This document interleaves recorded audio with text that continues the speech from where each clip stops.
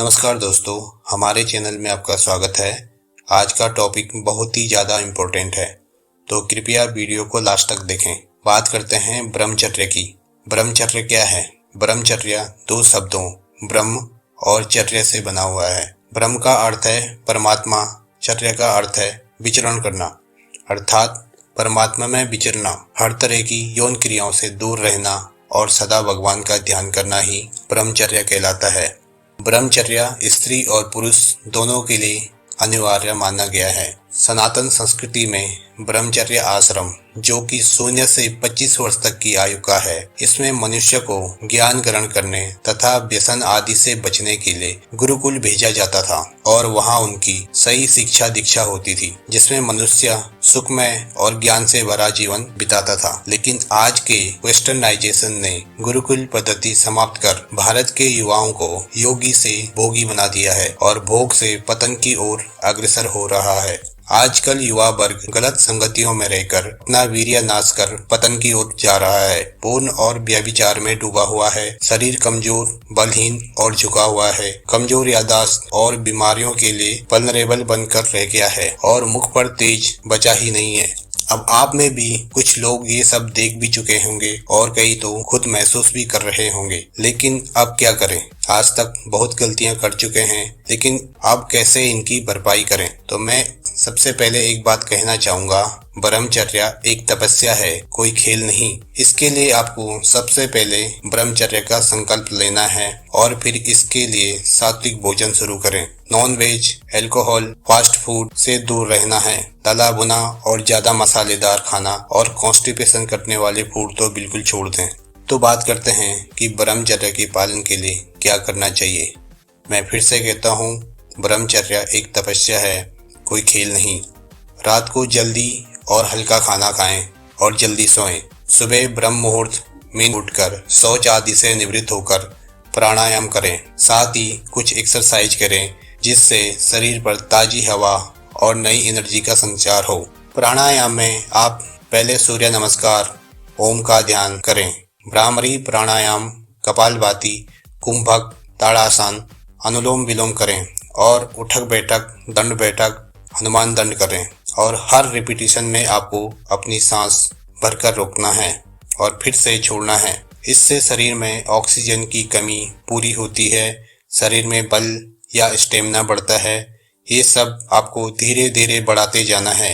एक ही दिन में ब्रह्मचारी कोई नहीं बन सकता। उसके बाद आपको स्नान वगैरह करके भगवान की पूजा और ध्यान करें।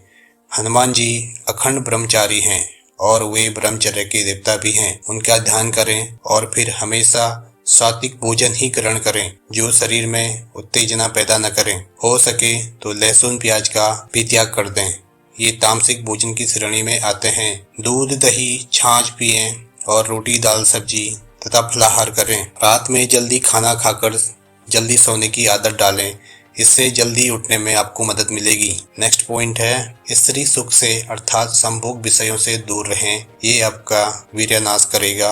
अंततः आपको शारीरिक और मानसिक नाश होगा। किसी भी तरह की चीज जिससे मन में निगेटिव और सेक्सुअल थॉट आए उससे दूर रहें, जैसे टीवी, फोन आदि से दूर रहें। ब्रह्मचर्य की रक्षा एक तपस्या है, हर किसी के बस की बात की नहीं है। कपड़े कॉटन के ही पहने, अर्थात सूती कपड़े ही पहने। पॉलिस्टर के कपड़े शरीर में अनावश्यक गर्मी पैदा करते हैं जिनसे वीर्य नाश होता है। अंडरवियर ज्यादा टाइट नहीं पहने। अब बात आती है ब्रह्मचर्य के फायदे की। ब्रह्मचर्य के पालन से अपार शक्ति बढ़ती है, शरीर मजबूत हो जाता है, चेहरे पर तेज ओज बढ़ता है। हमारे ऋषि मुनियों ने ब्रह्मचर्य का पालन किया और इसकी शिक्षा दी। हमारे वीर योद्धाओं महाराणा प्रताप, छत्रपति शिवाजी, पृथ्वीराज चौहान, चंद्रशेखर आजाद, भगत सिंह जैसे वीरों ने ब्रह्मचर्य का पालन किया और उसी के बल से रणभूमि में लड़ने उतरे थे। उनमें इच्छा शक्ति प्रबल थी। ब्रह्मचर्य बीमारियों से लड़ने के लिए शरीर में क्षमता वृद्धि करता है। मौसमी बीमारियां जल्दी से परेशान नहीं करती। साथ ही ब्रह्मचर्य का पालन करने वाले लोग लंबी आयु जीते हैं और बुढ़ापा जल्दी नहीं आता। ब्रह्मचर्य का पालन करने वाले इंसान की संतानें तेजस्वी ही पैदा होंगी, उनकी भी इम्यूनिटी स्ट्रांग रहेगी और हमेशा ऐसी संतानें कुल और राष्ट्र का उत्थान करती हैं। जब शरीर में वीर्यनाश की भरपाई पूरी हो जाती है तब वीर्य ऊपर की ओर बढ़ने लगता है और मनुष्य के मस्तिष्क तक पहुंचकर तेज या शार्प बनाता है, जिससे मनुष्य की सोचने समझने की क्षमता में अपार वृद्धि होती है। वीर्य मूलाधार चक्र से स्वादिष्टान, फिर मणिपुर, अनाहत, विशुद्ध, आज्ञा और सहस्त्रार चक्र की ओर बढ़ता है, जो आपको ज्ञान की और कॉन्शियसनेस की एक पीक पर ले जाता है और आप ब्रह्मांड से जुड़ जाते हैं। जब भी आप लोगों की भीड़ में जाते हैं, आपका तेज अलग से चमकता दिखाई देगा। आपकी आभा लोगों को आकर्षित करेगी। योग सूत्र कहता है कि ब्रह्मचर्या प्रतिष्ठायम वीर्य लाभः, अर्थात ब्रह्मचर्य के धारण करने से वीर्य यानी बल यानी वज्र की प्राप्ति होती है।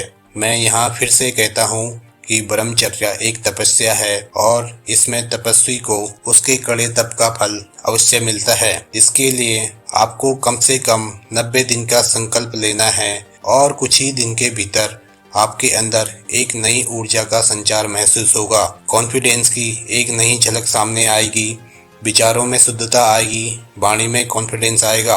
आपको ये गोल 90-90 करके हर क्वार्टर में फॉलो करना है और इसे पूरे साल तक ले जाना है। स्वप्न दोष होना, ब्रह्मचर्य टूटना नहीं होता है। बहुत लोगों को इसमें डाउट होता है, लेकिन स्वप्न दोष शरीर में ज्यादा गर्मी बढ़ने से होता है। अब ब्रह्मचर्य को बचाने के लिए इम्पोर्टेंट बात, इसको कैसे बचाएं।